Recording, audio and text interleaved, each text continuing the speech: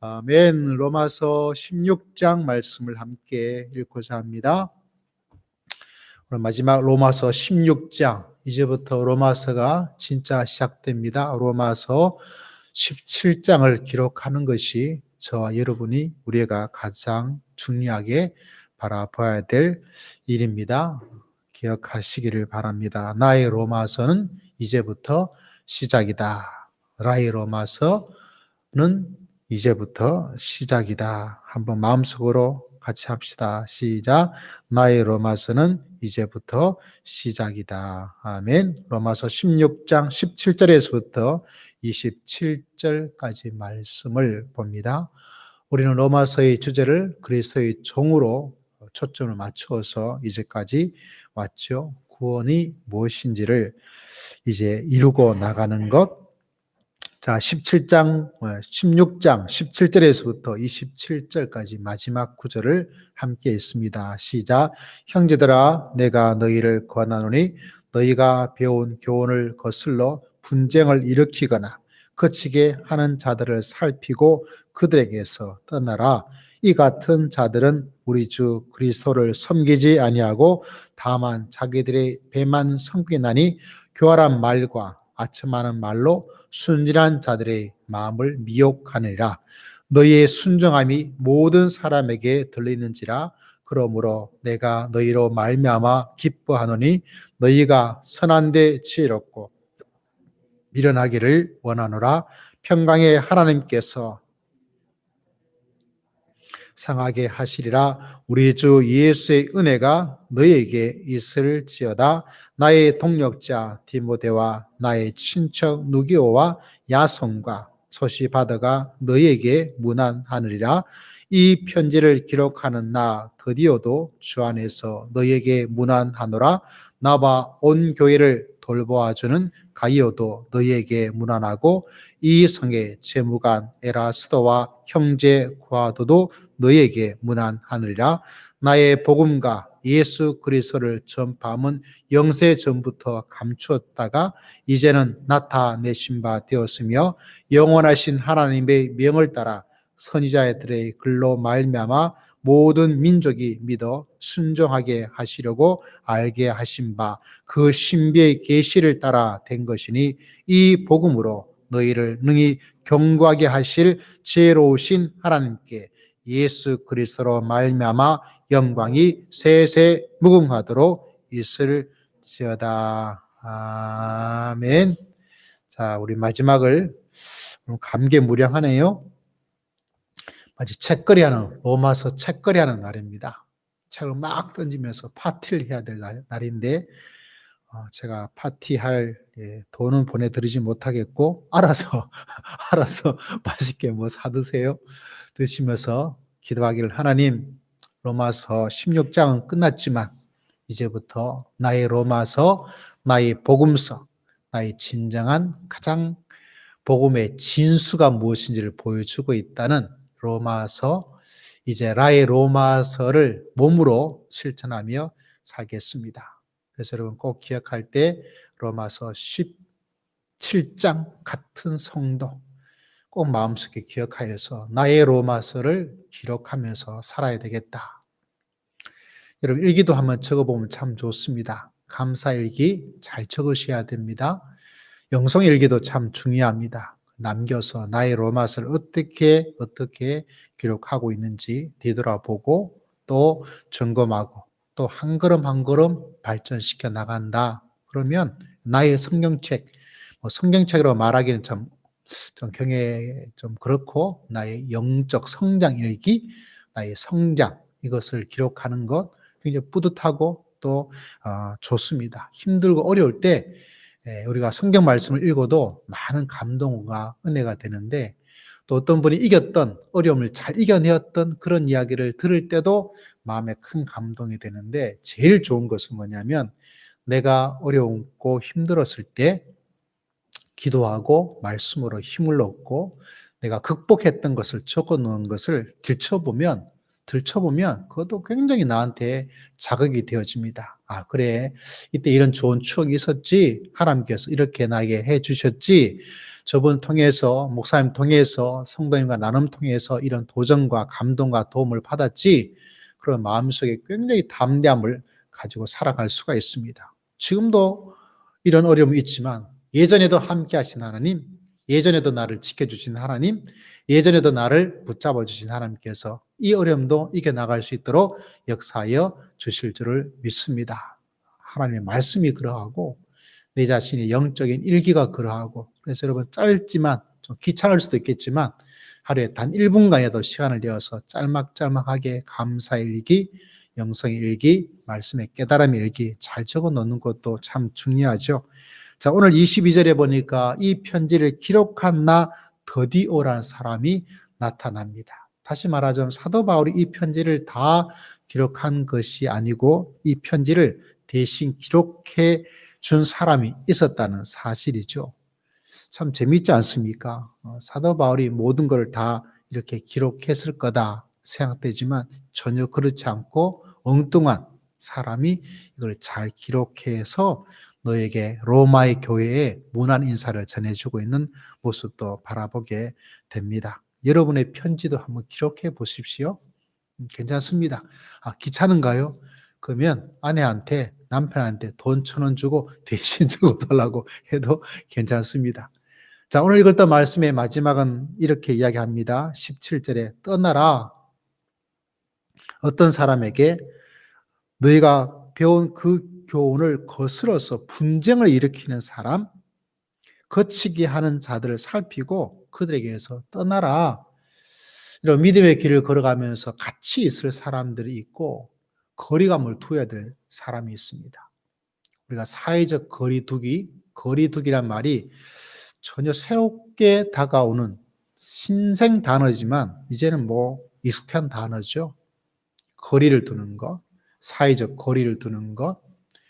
여러분, 믿음에서 같이 딱 달라붙어야 될 사람도 있지만 조금 떨어져야 될 사람이 있습니다. 끼리끼리가 참 중요하죠. 실제로 보면 끼리끼리 모여요. 나이적으로도 남녀 차에도 모이는 것이 다르고, 운동하라고 보면 또 친하게 지냈던 그런 사람들이 또 있어서 또 이렇게 뭉치는 것이 다르고, 교회도 보면 참 신기하죠. 항상 앉았던 데를 비슷하게 앉아요.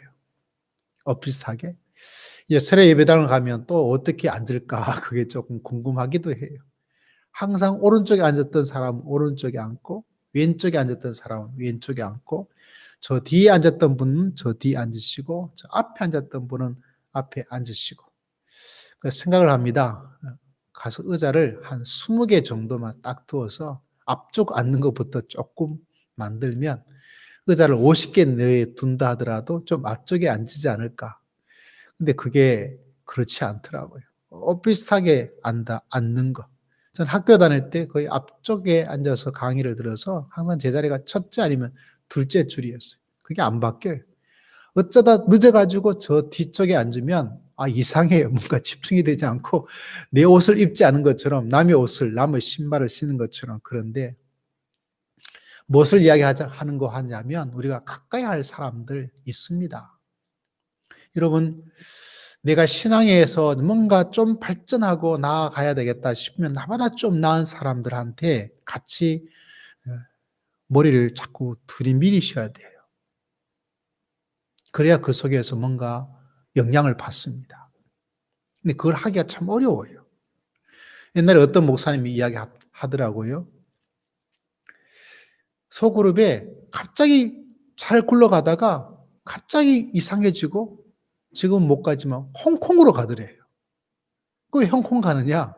알고 보니까 한 자매가 들어왔는데 이 자매가 쇼핑족이에요. 쇼핑. 저와 좀 나이 드신 세대는 이해하지 못하겠지만 이야기는 들어보셨죠? 일본으로 물건 사러 가고 홍콩으로 쇼핑하러 간다. 요새 세대가 좀 그렇죠. 가가지고 물건을 사와요. 물건 사와서 한두 개 더 사와서 또 한국에 와서 팔면 비행기 값은 나온다 그러더라고요. 그래서 그 소그룹이 우리 옛날 개념으로는 구역이죠. 구역 식구들이 그렇게 가버린 거죠. 한 사람이 그렇게 영향을 미친 거 보고 이게 경각심을 가져야 되겠다. 누구를 만나고 누구와 있느냐가 굉장히 중요합니다. 혹여나 여러분이 건강하고 싶다면 건강한 사람들한테 가 있어야 돼요. 좋은 직장에 가서 어떻게 하고 싶다? 좋은 직장 다니는 사람들. 공부를 잘하고 싶다면 공부하는 사람들 그곳에 있어야 됩니다. 돈을 잘 벌고 싶다면 돈을 잘 버는 사람들 부자의 줄에 서라 이런 책도 있죠. 거기에 가 있어야 돼. 기도하고 싶다 그러면 기도를 열심히 하고자 하는 사람한테 가 있어야 돼. 말씀에 정말 아름다운 이 말씀을 잘 연구하고 그 말씀을 깨닫고 그러면 그 사람한테 가 있어야 돼. 반대로 좋지 않은 영향을 미치고 있는 사람하고는 거리를 두어야 돼. 저 쇼핑을 너무 잘해. 그 이야기 들으면 막 홍콩에 가가지고 물건을 막 사고 싶은 마음이 막 일어나요. 그러면 이거 가야지 이런 마음이 아니라 이렇게 해서는 안 되겠다. 그러면 어떻게 해야 될까요? 떠나라.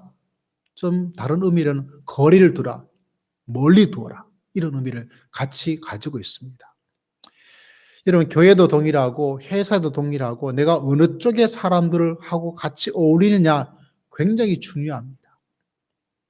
내가 영향을 미쳐가지고 이 사람을 변화시켜 나갈 수 있는 영향력을 가지고 있는 그 사람의 마음이 열려서 따라올 수 있는 어떤 것이 된다면 그것이 시궁창이 들어도 그것이 시커먼 마개의 소굴이라도 들어가도 괜찮아요. 내가 그것을 변화시킬 수 있는 영향을 가지고 있으니까. 근데 아직까지 내가 가지고 있는 위치와 내가 가지고 있는 신앙과 내가 가지고 있는 부닥쳐 보니까 내가 도리어 말려.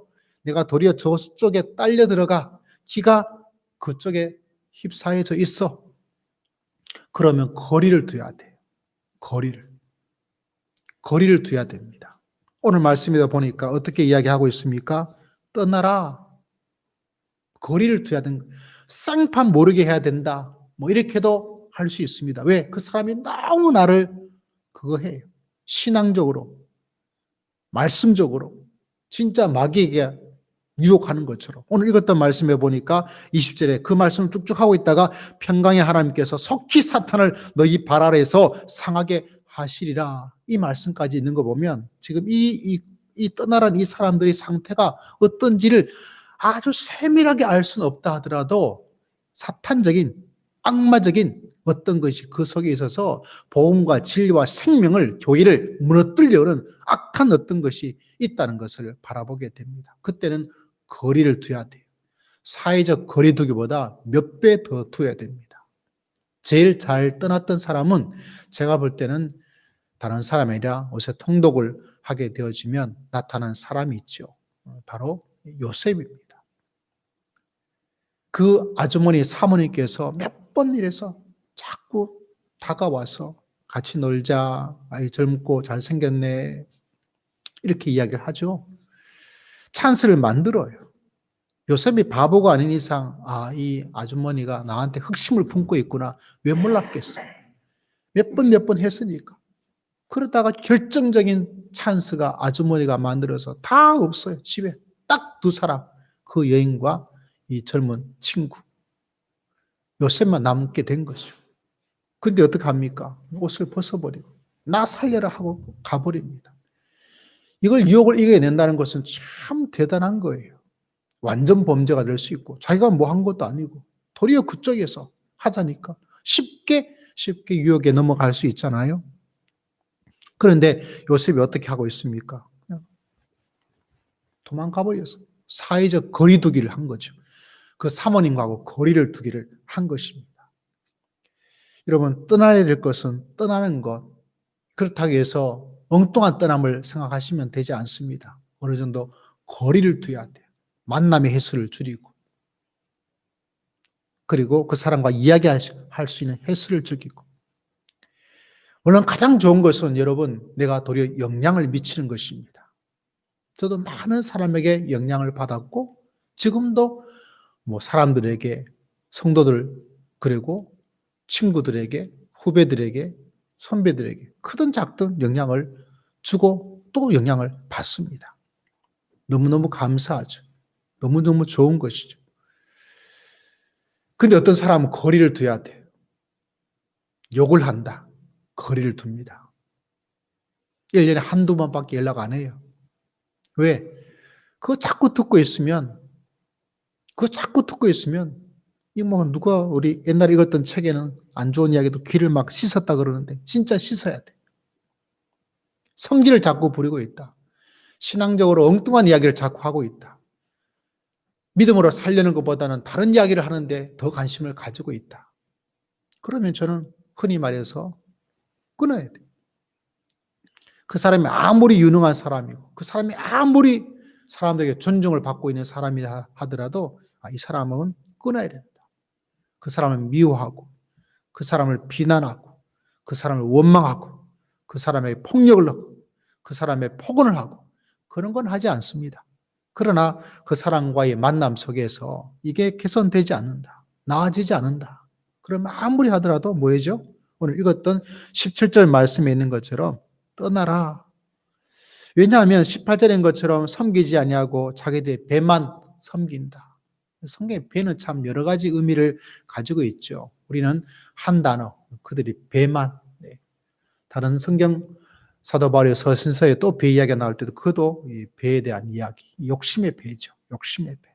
교활한 말과 아첨 많은 말로 순진한 자들의 마음을 미혹한다.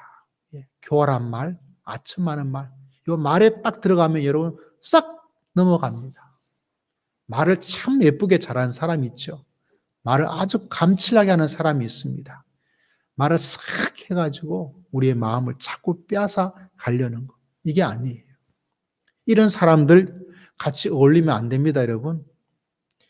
여러분, 믿음의 길을 걸어갈 때 기도하기를 하나님, 제가 좋은 영향을 미칠 수 있는 사람. 좋은 영향을 미칠 수 있는 사람. 우리가 지난주에 보았던 것처럼 어떤 사람, 신앙의 모델이 될 수 있는 사람. 저 사람처럼 믿음을 생활하면 되지. 저 사람처럼 믿음의 길을 걸어가면 되지. 했던 그 모습 가지고 살아가는 사람들. 이게 참 너무나 아름답죠. 제 생애도 그런 많은 영향을 미치고 모델이 되시는 분들을 만난 게 저는 굉장히 감사해요. 지금도 제 생활 속에 나를 힘들게 했던 사람, 나를 괴롭혔던 사람, 그건 별로 기억나지도 않아요. 제 머릿속에 어린 시절부터 좋았던 목사님들, 유석준 목사님 돌아가셨지만 참 제가 좀 철이 더 일찍 들었으면 대학교 때 왔을 때 인사라도 한번 갔을 텐데 뭐 거기 살던 제 집도 뭐 실제로는 제가 떠나면서 뭐 하숙했던 그것도 없어지게 되고 오자마자 서울에서 또 대구를 살짝 거쳐가지고 곧바로 집으로 오다 보니까 인사를 한 번도 못했어요. 이게 좀 아쉽기도 해요. 뭐 그런 여러 목사님들을 눈물로 기도했다고 또 교회 건축할 때 교회 기억이 나요. 여름에 그 밖에 천막을 치고 예배당 건축을 성전을 예배당을 지었거든요. 그때 의자 전부 다 장의자, 그때 옛날 장의자였죠. 거기 있었고 거기에 방석 여름 되면 비가 막 떨어져 가지고 빗물이 새 가지고 지금은 뭐 더 이렇게 이동 처소를 잘 지었을 텐데 그때는 뭐 그냥 천막이었어요. 바닥에는 흙이고 거기 가서 예배드리고 그것도 좋았어. 목사님 말씀이 뭔지 이해되지 않지만 그냥 느낌이 그냥 좋았어요. 성도를 사랑하고 눈물로 기도하시고 그것을 바라보고 있는 모습, 그 좋은 성품이죠. 사실은 제가 신학교 들어갈 때 꼭 있어야 될 한 가지가 없었어요. 저는 성적만 있으면 되는 줄 알았어요. 학력고사. 근데 알고 보니까 신학교 가기 위해서는 추천서가 있어야 되더라고요. 추천서. 누구한테 받아야 되겠어요? 담임 목사님. 또 하나 있어야 되는 게 뭐냐면 세례를 받아야 되는데 저는 세례 받을 생각을 안 했어요. 뭐만 했냐면 열심히 성령 세례만 받았지 세례를 받을 생각을 안 했어요. 그 이상하죠. 왜 그렇게 했는지 모르겠어요. 근데 신학교 가기 위해서는 세례를 받아야 되더라고요. 그래서 연락을 드렸어요. 목사님, 제가 알고 몰랐는데 신학교 가게 되었습니다. 세례를 받았는데 세례를 받지를 못했는데 어떻게 하면 좋을까요? 그러니까 오라 그러더라고요. 그래서 목사님, 당회장 목사님 방에서 제가 세례를 혼자 받았어요. 지금 생각해보면 참 웃기죠. 왜 그렇게 했는지 참 철이 없어서 그랬던 것 같아요. 뭐 신학교 간다는 마음만 있고 학력고사만 준비하면 될 줄 알았지 막상 서류를 보니까 그게 있더라고요. 얼마나 당황스러운지 몰라요. 그래서 의논할 사람도 없고 어머니도 계시고 아버님도 계시고 여러 형님도 계시고 한데도 그냥 목사님한테 전화해서 "목사님 저 세례가 없어요." 그러니까 오라 그래서 목사님 혼자서 성부와 성자와 성령의 이름으로 세례를 이렇게 받았어요. 제가 좋아하고 존경하는 목사님한테 세례를 받으니까 너무 감사하더라고요. 너무 감사하죠. 훌륭하신 분을 만난 것도 감사하고 영향이 살아있는 거죠. 그분의 삶이 저한테 있는 거예요. 여기 어딘가 붙어 있습니다. 제가 존경하는 박의자 선생님, 그분의 어떤 마음과 믿음의 어떤 것도 제 어디에 붙어 있어요. 베풀어 주었던 걸 받았기 때문에 그 받음이 얼마나 소중하고 그 준 것이 얼마나 위대한지를 알기 때문에 한 사람 한 사람에 조금이라도 줄고 보여주는 것. 뭐죠? 영향을 주고 받는 것입니다. 여러분, 그렇기 때문에 믿음의 길을 걸어가면서 참 중요한 것은 이렇게 영향을 주는 사람. 근데 할 수가 없는 사람이 있습니다, 여러분. 내가 하려고 하지만 안 되는 게 있어요. 내 안에도 나를 고치고 싶은데 정말 얘를 평생 가져가지만 안 고쳐지는 게 있어요. 계속 고치려고, 발전시키려고, 안 좋은 것은 없애려고, 하지 않으려고, 할 수 있는 사람으로 되기 위해서 노력을 주님 붙잡아 주시고 주님 은혜를 베풀어 주시옵소서. 옛날엔 이것이 너무 속상했는데 또 지나고 나면 이래서 예수님께서 나를 위해서 돌아가실 수밖에 없구나.